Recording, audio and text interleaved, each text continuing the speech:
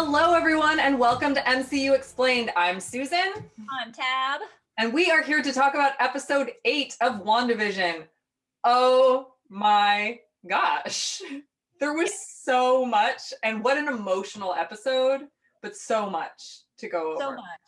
So much so that we are splitting this initial review into this as well as a live stream that we'll be doing on Thursday before the finale airs. So that's going to be here on our YouTube channel. And we're working on the time, but I think somewhere around like 9 p.m. Central, 7 p.m. Whatever time zone I'm in. Where am I? Pacific. Yeah, got it. Anyway, so tune in for that, and we will be answering questions live there. So that'll be fun too. It'll be our first live stream. Yeah, we can do all kinds of talking and speculating and whatever. Mm-hmm.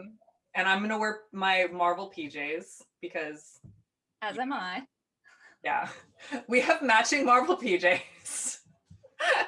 Please join us for our slumber party. Yeah, and we'll have snacks that we don't know how we'll share, but there'll be snacks. So snacks and PJs and talking about WandaVision. I don't know why you guys wouldn't show up. It sounds awesome. Yeah, cool. So let's get into episode 8. Okay, so we are going to run through this like we usually do, but sort of in an abridged way, because since this episode basically answered a ton of questions, there's not a whole lot to speculate on. Oh, for sure. So, but it opened on Agatha, and we got that cool purple Marvel Studios intro, which is I loved that. And I did pay attention to what you were saying last week about like Wanda's voice, and this week sounded very like not sad so much as like determined. So it is interesting how the voice changes to match kind of what Wanda's going through in the episode, because this week it was very much like previously on WandaVision, like very matter of fact. Get to this. Yeah. I'm going to give you guys some answers. So we open with Agatha's backstory, and it's incredible. So close to her comic book origin. Close. Very, very close, to the point where someone, oh my God, I can't think of who, if you shot me the DM with this comic book panel in it, I apologize because I'm forgetting which username did it, but so much so that a fan of ours DM'd me with the comic panels and how close it matched what they did in the show. It's great. I love that they're keeping her backstory, which is basically she was in Salem, and she did turn on her coven because she wanted a new coven that's more like her, right, and follows her rules. So there's some speculation that the witches in that scene were the Salem Six, which is the group she started. And I liked that instead of starting her own coven, she just got rid of it. Yeah. Yeah. I like that too. It also, to me, made me think, like, has she been alone all this time in the MCU? Like, is this potentially her recruitment of a new coven? We have talked on this show about the idea that there's another magical girl potentially in even Westview. Like, is Dottie magical as well? Is like we touched on her maybe being lore, but also you and I talked about the potential of her maybe being arcana as well. So I don't know. Has she been? Do you think she's been alone this whole time? I don't know that she has. I doubt it. Yeah. And especially with Dottie and her sort of reverence of her and trying to get Wanda to be in her good graces, it kind of seemed like maybe initially what Agatha wanted, and maybe she still does, is for Wanda to join them. Right. Yeah, and I would agree with that too. I mean, the end offered a little bit of questions, but we'll get there. Yeah. And then, do you know who Arcana is? She is the Sorceress Supreme in another universe. Sorry. So yeah. That, and then Yeah. also the And her internet. magic is Go ahead. Oh, I was gonna say, and her magic is yellow, and she has the yellow roses, so that's why there's some speculation that that might be who Dottie ends up being. Right. And then also there's some speculation that Dottie could be Clea, who is, we've talked about this on this show before, she is the Sorceress Supreme in the Dark Dimension. She's actually Dormammu's daughter, if you remember Dormammu from the Doctor Strange movie. But I feel like that's less likely, as her magic's usually also purplish. So Yeah, I don't know that they'd have two purplish girls at the same time, or maybe they'd adopt Clea as being blue or something like that, because we've seen maybe. blue magic. So who knows? Yeah. Color-coded magic. Color-coded magic. So Agatha is basically interrogating Wanda. She wants to know how she did this without spells, because Wanda doesn't know how to do spells, and she doesn't know about runes, and she has no idea how she even made all this work, and it's incredibly powerful. And Agatha is like running through all those spells in front of her, and even though she's being really mean, like with the cicada, it still came across to me like someone who is willing to mentor or teach her. The thing, and to me that was very Agatha Harkness from the comics. Agatha kind of like is one of those tough love mentors who leads kind of by like, just do it. Like, don't think, like she's very much a don't think, just do the magic and you'll learn through doing. So that made a lot of sense to me. Although anybody like Mad Eye Moody, anybody, that totally reminded me of Mad Eye Moody in that scene with like yeah, different fandom, but then when she like threw the cicada on Wanda's face, I was like, yeah, no, your worst nightmare. Stop that. You stop it now. So Agatha decides, well, I'm just gonna essentially, let's do some therapy and go through your repressed memories, and I'll figure out what's going on for you. And we've brought up psychology several times in this show, but this is something that I was like, cool, anybody who's been to like a therapist, like that was very therapist right there. Yeah, let's just go. Like, let's walk through and figure out how this event occurred by backtracking and walking through it again. Awesome. So the first one is Sokovia with her family the night of the bombing. And we see where her love sitcoms came from. As a kid, she watched them with her family. Adorable. And also, I saw this online where her mom covers up her eyes. Yes. Yeah, I love that. The Sokovian, like, hello, greeting. And then when the bomb happens, we get a very clear shot that this was what the toaster commercial was. It's the beeping, it's the red light. Like, that was absolutely a commercial of repressed memory, a commercial of trauma. And then we find out, because before we move on, just also to point that out, that commercial coincided with the very first episode where like also she's watching Dick Van Dyke with her parents when this happened, and also the toaster commercial happened. So this is like very much they coincide together, as well as they mesh with the sitcom she chose for that era of her and Vision versus the trauma that she went through at that time as well. I mean, trauma, watching Dick Van Dyke when your parents die, you're always going to associate Dick Van Dyke, no matter how much you love it, with your parents dying. Oh, absolutely. Yeah. Absolutely. That, as someone who has lost a parent, that absolutely happens. Yeah. So then we see that the bomb wasn't defective. Mm-hmm. Agatha catches her doing a hex without realizing that that's what she was doing. A probability hex. I loved that. I love that so much. And that line where she was like, what I see is a baby witch. And I was like, we've been talking about baby witches. We've been talking about baby witches. What can baby witches do? Let's go through this more.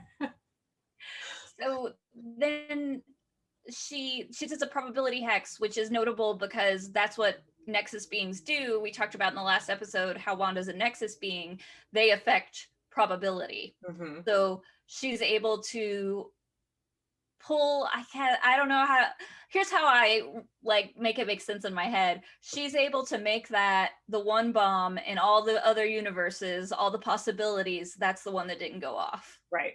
Yeah. Right. So if there's like a, you know, like a, I don't know how to do it. If there's like a roulette that spins, like she can make it so that bomb lands on her number. So the fake bomb is her number. Like, you know, I'm explaining this badly with a bad metaphor, but you guys see what, if there's a multiverse with infinite possibilities and there's one universe where the bomb doesn't go off, Wanda can influence the universe so hers is the one where it doesn't go off. Yeah. Yes? Yes. Yeah. Yes. Sure. And then the next memory is Hydra volunteering for experiments. Mm-hmm. And we see her encounter with a Mind Stone. And we find out later, but we know now that it didn't give her powers. It amplified what she already has. And it shows her the Scarlet Witch.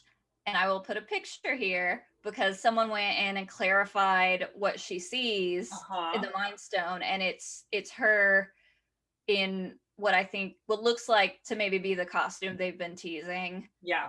It's not totally clear as an image, but you can see pieces of it there. Yeah. And then in this one, she's watching the Brady Bunch, and it's actually the episode with the doll that they practiced diapering in the pregnancy episode. Yep.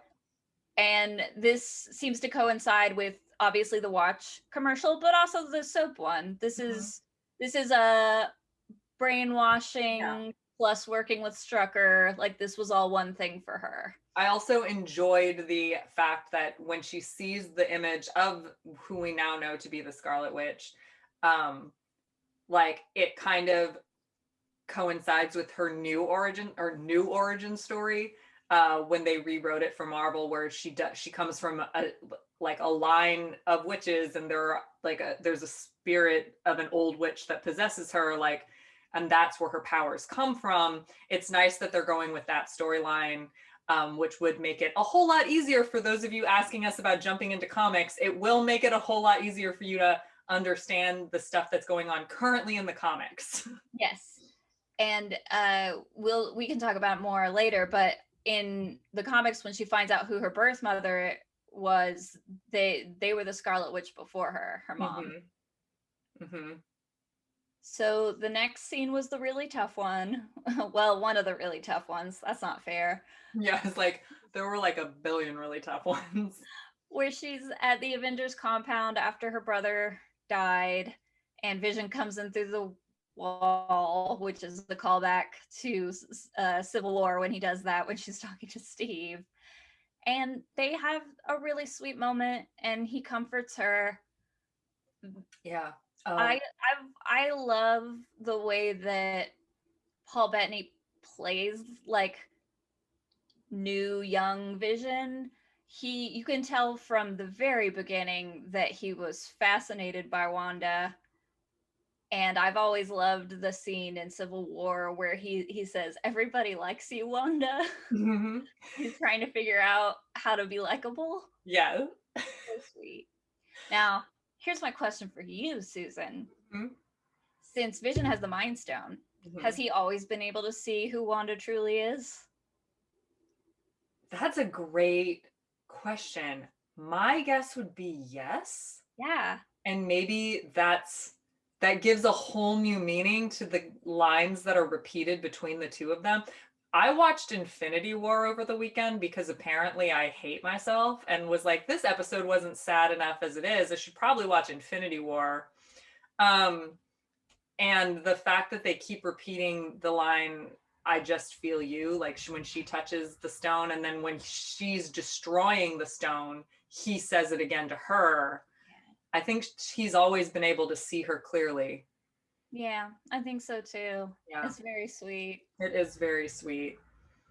And he has that amazing line about grief that's been memed to death already. Yeah. And then for me, when my father passed away, a friend of mine sent me a line that's very similar where she said to me, grief is the price of love. Like, and the what is grief without love, if not love persevering, is like so much more poetic.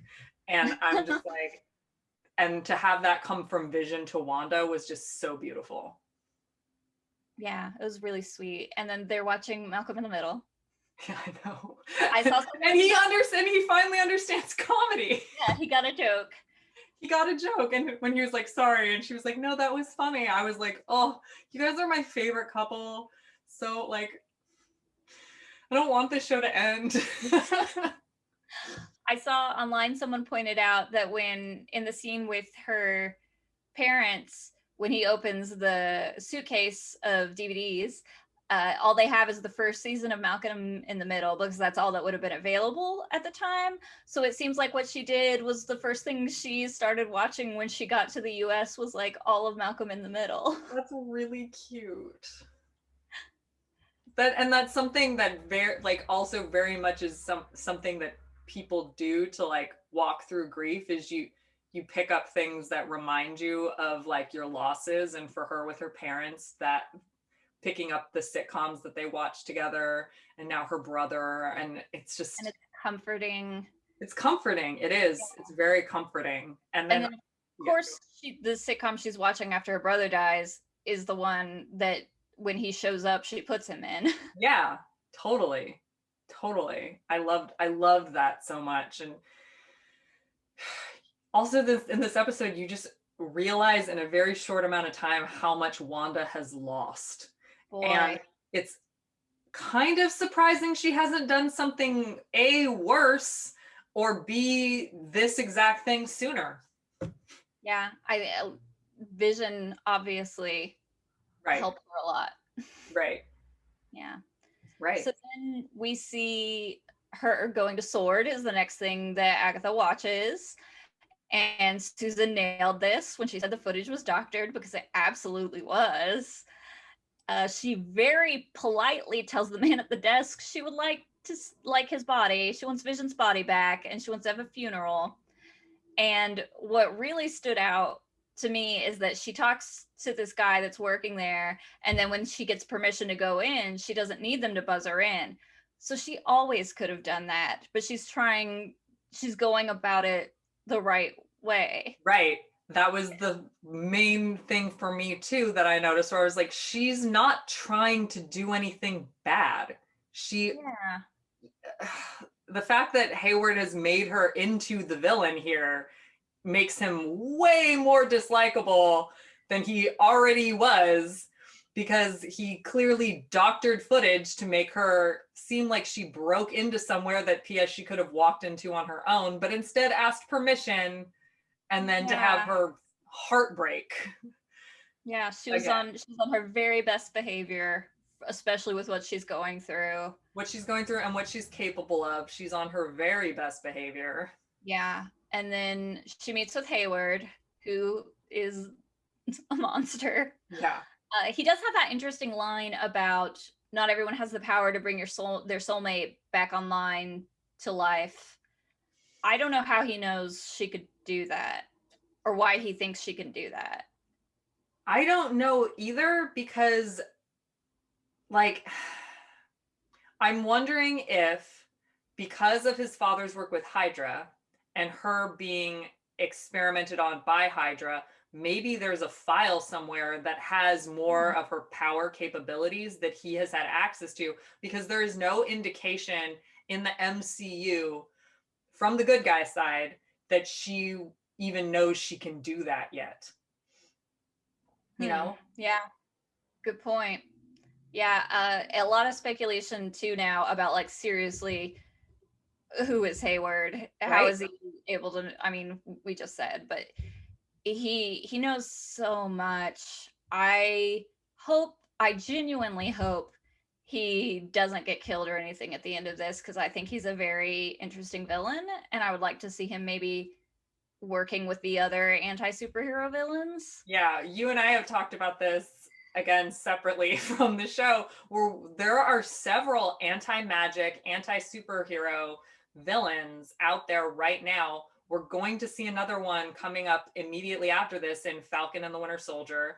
And then when we left Doctor Strange, we know that Baron Mordo was going around taking away magic pulled from other dimensions from some people who trained with the Ancient One. So there's at least 3 who could potentially team up at some point to be anti-magic, anti-super villains, and that's kind of a fantastic way to go forward and to have like a team up of realistic like on Earth villains. Oh, and J. Jonah Jameson is back. Right. That I forgot about him too. Yeah. So we have 4 very real anti-superpowered anti-magic beings right now. Yeah. So then we get another shot that's straight out of the panels of the Scarlet Witch, where she sees Vision's body on the different tables.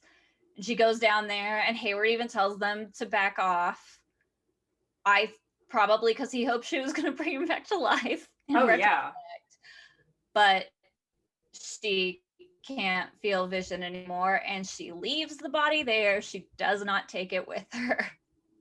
She just walks out. Yeah. So Hayward really intensely wanting her to be the villain so he can do villain shit. Yeah.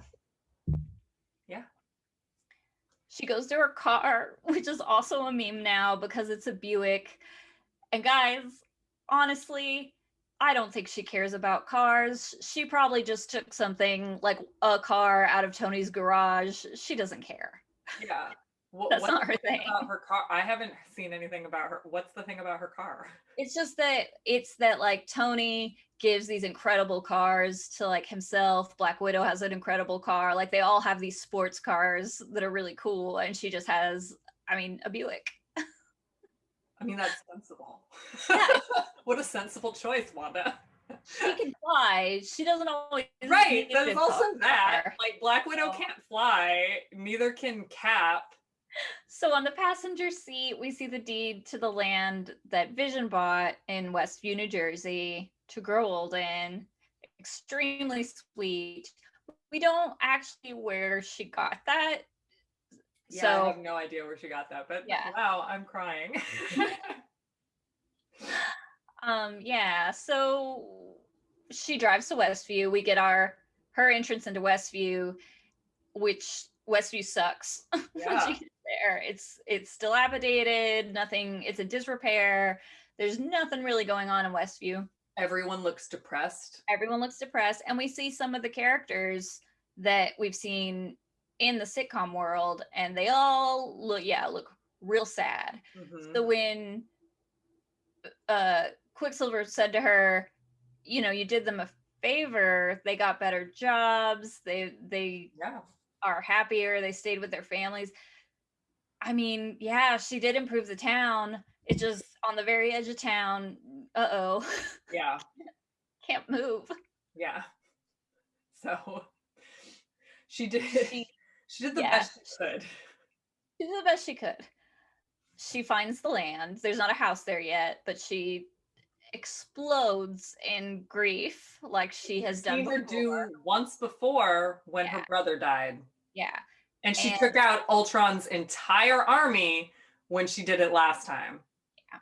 So this is the origin of the Hex. We see it all come out of her. We see her create Vision with it. It appears to be both her magic and the magic of the Mind Stone that she still has access to since it amplified her powers. Mm-hmm. Everything's black and white now except for her, but then she steps into it and I assume forgets how it all happened. Mm-hmm. And people have pointed out that the heart he put on the deed is the same as the heart on the calendar. Yeah. I think the deed probably turned into her because she transforms everything to fit the new look of things to fit the sitcom. So I think that probably was the deed. Mm-hmm. Just now it looks like a calendar. Mm-hmm. Yeah, for sure. So Agatha thinks she knows what's going on now. I really like the shot of her in the audience and Wanda on the set, because now it's just a set. Yeah. Yeah. And she disappears. Agatha goes boop, gone, and she hears the boys screaming. Wanda does, and runs out. And Agatha has them in her magical clutches, and she says she knows what Wanda is. She's using chaos magic. Agatha seems pretty upset about that and maybe scared as well. She didn't believe that existed. The Scarlet Witch was always a myth to her. Mm-hmm. So, and then that's the end until the post credits. So, like we mentioned earlier, Wanda's a witch. Wanda's a witch. The This is the current, first time, we should point out, this is the first time in the MCU we've heard the term Scarlet Witch used, which a lot of my friends texted me asking me that question, to which I replied, you have not watched my show. Please watch MCU Explained, because we have covered this on the show. P.S. You're friends with Tab as well. Why aren't you watching our show? a lot of people thought initially that Hayward was going to be the one to coin it, which would have made sense because it is a scary name. I'm so glad it was Agatha. I'm so glad it was Agatha. So glad it was Agatha. Very cool. Because now there is one thing, it was Agatha all along. Yes. Yeah. So in the comics, when she finds out she's not a mutant, she's a witch who was experimented on by this being called the High Evolutionary. So basically, they just swapped that out for the Mind Stone. Right. Same effect. And like we said, her mom, her biological mother, was the original Scarlet Witch, and she comes from a long line of sorcerers. Mm-hmm. And so she has her witchcraft from them and her extra powers in the MCU from the Mind Stone. And she is feared and famed as one of the most powerful magic users on the planet. Mm-hmm. And she was one of the candidates to be Sorcerer Supreme at one point. That is amazing. I mean, I love all of this. This is like, it's so perfect. I'm very curious as to how they're going to spin the biology in the MCU, with her obviously being a twin, and her mom, you should note in the flashbacks, is also wearing red. Yeah, I'm wondering. My gut is probably that those were adoptive parents. I think so too. Yeah, and that's so too. I did just want to say that she was wearing red too. Mm-hmm. So I don't know how they're going to do that, but I think that those were the adopted parents as well. Yeah, and Quicksilver was experimented on as well, which is how he got his super speed. Yes. So we get another post credits, and here is White Vision, straight from the comics. Straight from the comics. White Vision, who we all thought we were probably going to get an Endgame, but this is a good way to go too. Yeah, and if he's the same as he is in the comics, he will be emotionless and essentially not have a personality like he does now, like regular Vision has. Yeah. And so they are going to go with that in the MCU? No, I don't know. I'm saying if he's the same. Okay. Because what I'm wondering, and I brought this up with Tab earlier this week, is since the MCU likes to take things and twist it, since the only way they could make White Vision was to use Wanda's magic, and we now know that it's chaos magic, and it is triggered a lot by the way she feels and her emotions. I'm wondering if they do an MCU flip where White Vision can somehow gains some type of memory or emotion when he's exposed to Wanda. That's interesting. In the comics, he remembered everything. He just didn't feel anything about it. Right. Yeah. So it destroyed their relationship, obviously. Mm-hmm. I mean, she also has destroyed their relationship in the comics, That's right. you know, with genocide. Oh, You know that. oh, that thing. Mm-hmm. Where he couldn't handle that she did that. So Yeah. rightfully Uh, so. Here's an example of Hayward being an idiot, because I thought of, and I mean, it's highly unlikely they will do this, but when Hayward is doing stuff unchecked, like with Jimmy and Darcy and Monica not there to be like, hey, what are you doing? No, they're the three people who would have been like, is it a good idea to boot him up when his original purpose was to be a vessel for Ultron? Right. What if Ultron just boots up Yeah. and it's Ultron? Here's the thing. In the comics, Ultron's never gone. Yeah. Ultron comes like basically Ultron you know lives in in like the cloud, for lack of a better way of putting it, but this is an explaining channel, so he like kind of lives in the cloud and can use machines as vessels. Yeah. So And if they yeah when he's not around, he's still planning stuff in the yeah cloud, he's still trying to figure stuff cloud, out. like it's still his information, his programming, everything about him still exists. He's just waiting for something to download into, and a brand new vibranium synthezoid seems like a really great place for Ultron to come back to. And one that probably doesn't have Vision's personality, so it won't fight back. Right, one that doesn't have Jarvis and Tony and Bruce and the Mind Stone all working together to create a fully autonomous and like completely feeling being. If anyone did the VR Marvel experience that was happening, the villain that you fight in it is Ultron, and something about Endgame brought him back. So I think it's like canon that they had to fight Ultron again already, but you only know about it if you did that game. Interesting. That closed down for me, like, because it was in my area and like COVID, and so I couldn't do it. And the whole reason I wanted to do it is because you told me that I could be in the Sanctum. Okay, so let's get into some questions. We have a ton. They're great. Let's do it. No, I noticed how many amazing questions there were this week, and then some of them I almost like want to save for the live show because they'd be really interesting to answer live. Like we had someone ask us about like getting into comics. I think that's something that we should cover on the live show versus. Oh yeah, we can talk about that for sure. Yeah. So our first question is from a friend of mine, Mike. I recently did his podcast on the Wooter Cooler Network. It's called Oh Snap, a Marvel Cinematic Universe podcast. And we talked WandaVision theories and explored some ideas and stuff that were different than stuff that Susan and I have talked about. So give that a listen if you want some other hot takes. But his question is, Agatha is being shown as a villain right now, but feels like she's not the villain. What do you think the odds are that she will be on Wanda's side sooner than later in a battle against a bigger bad? I think the odds are pretty freaking good. Yeah. I do think that once Wanda shows that, because I think you're right about the end where she seems like scared almost of the chaos magic Scarlet Witch situation happening with Wanda, but I think once Wanda proves that that's not what she's about, because it isn't. No.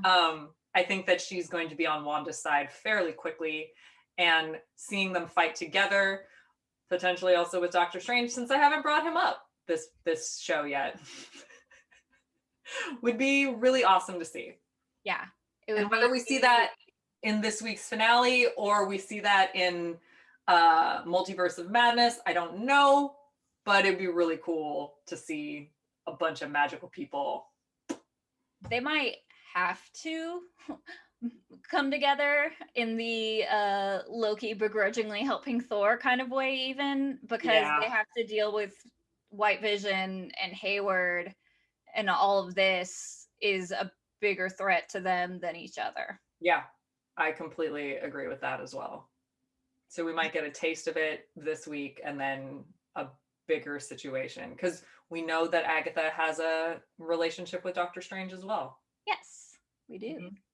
Okay, here's a good one. Here's a good one for this. From Laredo on Facebook. My question regarding episode 8 is, did we just witness the birth of Wonder Man, a new Ultron, or is it just an empty vessel like a drone used to breach the Hex? I mean, I think it's gonna be at least okay. One, the idea that it could be Ultron does very much freak me out, but is something that's very possible that could happen. Um, Wonder And Man. even later. Hmm? I said, and maybe even later. Maybe Yeah, Wandavision stays around and Ultron's like, oh, hello. yeah. And maybe because right now, what I think we can very safely say and know 100% for sure is it is a vessel that will be used to breach the hex. So that's what Oh, we yeah. know. Like that's what we know. Beyond that, there's a whole lot of speculation that we could make. Vessel for Ultron, absolutely. Birth of Wonder Man, maybe. Maybe. It would be the inverse. It would be the flip that he Yeah, would come in through Vision.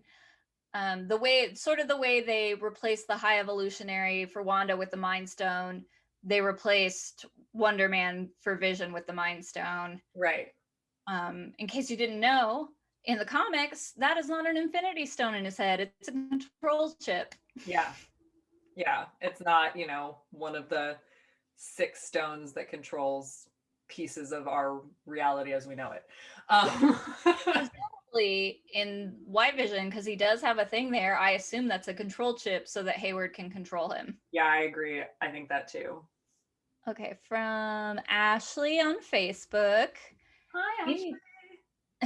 In universe, why is WandaVision being broadcast? Is it Wanda streaming it because that's what sitcoms do? Or is it someone else doing it for an ulterior motive?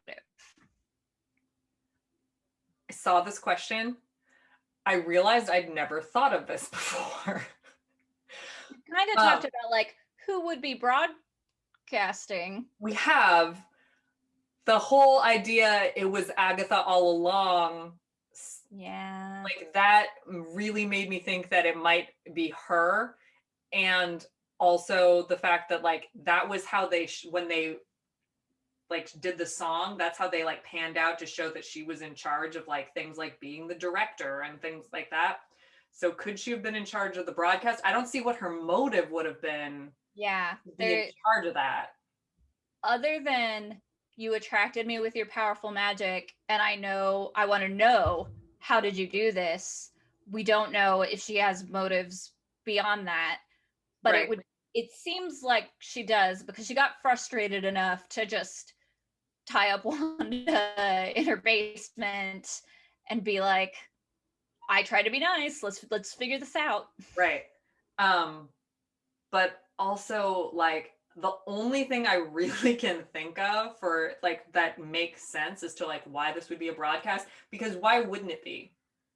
Like Yeah. if you're putting together a sitcom, why wouldn't you broadcast it? There would be no point in having a sitcom if other people can't watch it. Like Yeah. because that's not how real life is. Real life isn't a sitcom and nobody watches or cares about people's lives. Like We so know from the Sword episode, the first one where we saw the behind the outside of the hex, we know yeah, that there's episodes of the show that we never saw that they right. saw. Right. I don't know. I wonder if it would be easier to know if there were episodes without Agatha, or if it only started broadcasting once she showed up. Right. Yeah. That's We don't know. the best way to know that, but we don't. Only Darcy knows. Only Darcy knows. K2 in U2 on Instagram. Was the Quicksilver crossover just to fake us out about multiverse? Okay, so Agatha. Oh, you know what? Wait. Before you get into the answer to this, a similar question from Caterade 1009. what do you think of the theory that Pietro Evan Peters could be Agatha's son, Nicholas Scratch? So just a general, what's going on with Quicksilver? All right. I think the bunny's her son, personally, because like, I know that there's what's going on with Quicksilver, but to address Nicholas Scratch, isn't the bunny's name Scratch? Scratchy. Senior Scratchy. Okay, I was like, did I just make that up, or is that's real, right? Like, she's called the bunny Scratch or Scratchy at some point, so I'm pretty sure the bunny is her son. Yeah, I agree. Just saying. But if her son's even here in this world, but it would be hilarious if she's like keeping her son as a bunny. Yeah. I love, by the way, that Catherine Hahn has introduced this like comedic element to Agatha, that like, not that Agatha isn't funny, but like she's more mysterious, I guess, even like in her initial appearances and stuff. I really adore this idea that like she has a sense of humor. Yeah, she's sassy. She's sassy. So I definitely think MCU Agatha would just decide like her son needs to live for these next few years as a bunny, so she's a bunny now. You have to be a bunny while we do this. Yeah, I can't have a son for this to work, so you're gonna have to be my bunny. So yeah, but what's up with Quicksilver is the actual question. We know that Agatha knows he's a fake. She called him fake Pietro. Yeah. So, but she made the point of saying she couldn't resurrect the actual Pietro. He's too far, too full of holes. Right. So where'd she get this guy? That's the real question. Is I've seen a lot of people disappointed that like, oh, well, he didn't turn out to be anyone. I still think he's the the Fox Quicksilver. Yeah. It was interesting that she answered it without really answering it in that episode, which always makes me suspicious that there's more going on. And leaving that question open, maybe Marvel and the MCU doesn't know yet how they're going to introduce the Fox mutants, but they want to do it. And having her say that acknowledging that this is not Pietro, but acknowledging that she pulled someone in from somewhere. She even also makes the point to say like it wasn't her, it like shapeshifted in disguise. She was mind controlling someone. And in the scene with him, he says, you kept people's personalities close to what's underneath, which he's sure is acting like Fox Quicksilver. Yeah. So I think by just leaving those questions open-ended, she basically only told us what we already know. She didn't give us any new information because we already knew that wasn't Wanda's Pietro. We knew that from the second she opened the door. We also already knew that like he came from somewhere else, and from the Agatha All Along song, we knew that it was her doing the pushing of him and everything. So she didn't really give us any new information. So the speculation for me is that he still is the Fox Quicksilver, but how and why, maybe she doesn't even know. Maybe since she has all those doors to open memories or whatever, maybe she just opened another door to a nearby universe that had someone with his powers. I think that we are going to find out who he is in the finale, because Vision's going to wake him up. Mm-hmm. Yeah, Vision can wake up everybody who's under any mind control, because they're going to need help, and still holding out hope that they do a classic Fox style slow motion Quicksilver point of view scene in the fight. And also, we haven't addressed the fact that Paul Bettany could potentially be the biggest troll of all trolls with his want to work with an actor his whole life. Is it himself? Yeah, is it himself? and has he had us going and scrolling through his IMDb page and trying to figure all this out when it's just that he's going to be doing a scene with himself. Super dad troll. Such a dad troll. Slow clap kudos to you, Mr. Bettany. We commend you, because if that is the case, I'm very, very happy that he was able to troll us all for 2 months. Yes, he must be so pleased with himself. Oh yeah, so pleased with himself. Especially with how many, like if you look and we put a compilation of how much we've talked about that cameo, even just on this show, you could probably cut together like 40 minutes to an hour of all of our shows just talking about that cameo. So good for him. If it was just him trolling, good for him. Get everyone riled up. Yeah, good for you. I'm glad that you did this. Okay. Roaming Romanoff. What are you thinking about Nightmare now? I'm thinking no. I think Agatha is enough. I agree that Agatha's enough. Agatha's totally enough. I think that Nightmare, I don't think anyone's off the table. I don't think Mephisto's off the table. Are they going to all of a sudden throw us a brand new big bad villain at the end of the season? No, I don't. There might be, so I kind of think about it, and I think we've talked about this. Loki's the bad guy in Avengers, but he's really not. Right. Yes, that's exactly what I was going to bring up. I was going to bring up Avengers. He's really not. Avengers was all set up so you could turn and see that Thanos smile. Yeah. Yes. So I think that much like we got that in credits scene in Avengers where you're like, oh, there was more to this than we thought, there could very well be an in credit scene with Nightmare, Mephisto. Some people have said Dormammu even. Yeah, it could be Dormammu. He could be pissed about that time loop trick.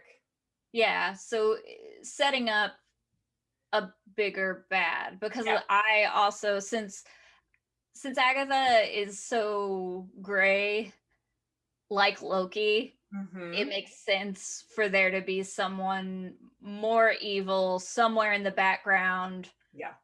We just don't get to see who it is yet. I completely agree with that. And the fact that I think that if you want to talk about who the big bad is in this show, it isn't even Agatha, it's grief. It's grief and it's loss. It's grief. And also Hayward is worse than Agatha. Hot take. Hayward is way worse than Agatha. I haven't seen a lot of people. Oh, sorry.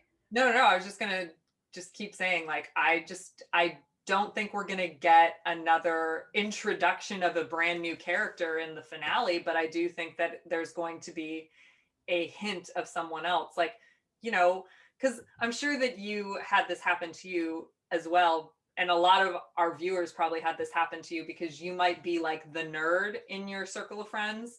Like once, because Avengers in 2012 was like the first phase of the MCU and everybody was finally like on board with like superheroes becoming mainstream. And then they threw in Thanos, who nobody knew who he was unless you were us. So the amount of phone calls and stuff I got from like my parents and family members being like, who is this guy? Like, what is happening? Like, who is, like, why is everybody freaking out over this? And I think we might get something like that, except now I don't think there are going to be as many people who are confused as to who that might be. Yeah, that's fair. Yeah, there's been so much speculation regarding the show. Yeah. Oh, I was gonna say, you know what? I like, people are praising the cast so much, and they totally deserve it. Everyone in this cast is incredible, and I don't see a lot of people praising the actor who plays Hayward very much because everyone hates him. But I would just like to say that means he's doing an incredible job. That's like when people like. I think that one of the reasons also people hate Hayward so much is because he seems like everyone's terrible boss. Like everyone has had a terrible boss. Yeah. And regardless of when that has happened to you, I'm sorry, but we've all had like that boss like Hayward. And I think that's another reason why he's so universally hated, because it's a situation where like okay, so there's a witch who's doing some torturous things, but like we don't all know a witch. I mean, we Yeah. don't all know that we know a witch, Yeah. but we have all had some sort of boss who like blamed us for something we didn't do, or you know, all didn't that kind of listen stuff. to people that clearly know more than him about the situation. Yeah, gets rid of people. Fires them. Yeah, for knowing more than him. Like we've all had that situation. Yeah. So it's a little bit more relatable and a little bit more like hits you in a personal level. We all have personal problems with Hayward, so that Yeah. makes him a good villain too. Yes. Okay. Crimson Ash 91. Serious There's House so of many Star Puffs. I want to like shout out to the Star Puffs. All like there's been like at least 4 Star Puff questions like right like in this today. So hearts to Well, Star Puffs. you now you have to explain what Star Puffs are for people who don't know. The Star Puffs are a group of mostly women who are fans of Elhofer design. And you know what is ironic? Neither of us are wearing Elhofer design today. Not today, no. Normally, both. What? In other videos, we've worn it a lot. I know, and in most of our videos, one or both of us are wearing an Elhofer piece. Yep. But in this particular one, neither of us are. All right, Katie. Yeah, shout out to Elhofer Design, who usually does wardrobe for the show. Yes. Yeah. Incredible nerdy clothing. Yes. Highly recommend. Hard to get. If you see something that's sold out, it's gone. Yeah. You'll never get it. Totally gone. It's also how Tab and I met one another. It is. Yeah. Yeah. Okay. So back to our question. Serious House of M vibes going on. How do you think they'll tweak it since mutants aren't in the MCU yet? Even when she has her grief in this episode explosion, it looks like House of M magic, the variant cover where there's like pieces coming out of her, and then just the way that everything kind of was red and crystally, for lack of a better way of explaining that, yeah, in the comic. Yeah, huge House of M's. Also walking her through her repressed memories is a big part of House of M. She spends that comic hanging out with her kids that don't really exist. Yeah, I don't know how they're going to end it the way House of M. Well, they can't end it the way that House of M ends, right, because there's no mutants in the MCU. I want to say that something's gonna, because the things that we know are this leads into Multiverse of Madness, right? Mm-hmm. We know this. So whatever happens has to either tear the fabric in the multiverse or create some sort of situation where Doctor Strange needs to step in. Mm-hmm. And we also know that going through the hex multiple times did give Monica powers. Mm-hmm. There's still a lot of how are mutants going to be introduced into the MCU, but really they just introduced one because she mutated. Mm-hmm. Yeah, for sure. So we don't know if there's going to be long-term effects on the residents of Westview. That's true. That's true. So there definitely could be more people getting powers there as an after effects of Darcy? All the magic. Darcy? Like Darcy, maybe. Maybe Darcy. Maybe Darcy's Kitty Pryde. She'd be a great kitty. That's She'd be a great kitty. I thought about that where I was like, if they, have to get, because I mean, I know that there's a Kitty Pryde in the Fox universe and I love that version. But like, if they're going to do one in this multiverse version of the multiverse, Darcy actually has kind of the qualities of her, like kind of awkward, but like really smart, like and sarcastic, like really funny, but also like has this real deep-seated need to just help people and be there for them, especially people who can't seem to do that for themselves. people in pain. She really feels their Yeah, pain, very empathetic. if you're a fan of Buffy the Vampire Slayer, despite it being run by Hayward, um, her character Buffy was based on Kitty. That's yeah. So she has the sassy one-liners, but she's very sensitive and she's smart. But with Buffy, it didn't matter how smart she was really because she had to slay a bunch of vampires instead of do school stuff. Yeah. So Michelle on Facebook. As a Buffy fan, I'm very intrigued by Dottie and who she may be. I'm wondering if there's any chance they might do a different gender casting, i.e., Nightmare as a woman or another character that was male in the comics that is female in the cinematic universe, or would that upset the fans too much? One, I really don't see it upsetting the fans. I feel like if they made like Galactus all of a sudden like have like long hair and like in a like that might upset the fans. But I think that there's a lot of characters that you could gender flip, and Nightmare is one of them. Yeah, easily. And we know that the MCU, we're about to go into several things like the Eternals, where some of the characters have already been gender swapped. Mm-hmm. And even the Ancient One was already gender swapped because the Ancient One is a man in the comics as well. So yeah, I think as we've long already as seen this be a thing, and I don't see why it couldn't be moving forward. I mean, how interesting would it be for Dottie to wind up being Mephisto, like, and have a female Satan? that would be fun. That would be so much fun. I mean, that maybe would upset people, but like that would be fun to have like a woman be able to play with that type of character, or the idea of like a nightmare being. That would be a ton of fun. Like I think that there are ones that need to stay the way that they are, like Hela or Enchantress. A lot of the Thor villains who are female should probably stay female, and then like, you know, Thanos could never have been a woman. um, but yeah, I do think that playing with the gender swap is a fun thing that they have actually already set a precedent for in the MCU. Yeah, and I honestly, I think as long as the portrayal of the character feels right, that no one cares. Right, and that was the thing with the Ancient One, is people were flipping out about Tilda Swinton playing him, but at the end of the day, the Ancient One was still the Ancient One. I just trust them at this point. If they want to gender swap something, I'm like, you guys have a reason and it's a good one. Yeah, we'll just enjoy it. Yeah.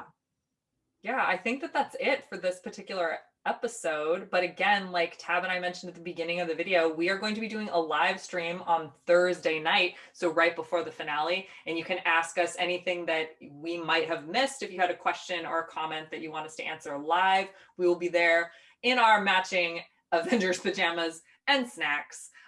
So join us on right here on our YouTube channel, or if you're watching this on Facebook, head on over to youtube.com/MCU Explained. Once again, I'm Susan. I'm Tab. And we are MCU Explained. All of our social media information is in the description below. And thank you guys so much for watching. We'll see you at the live on Thursday. Bye.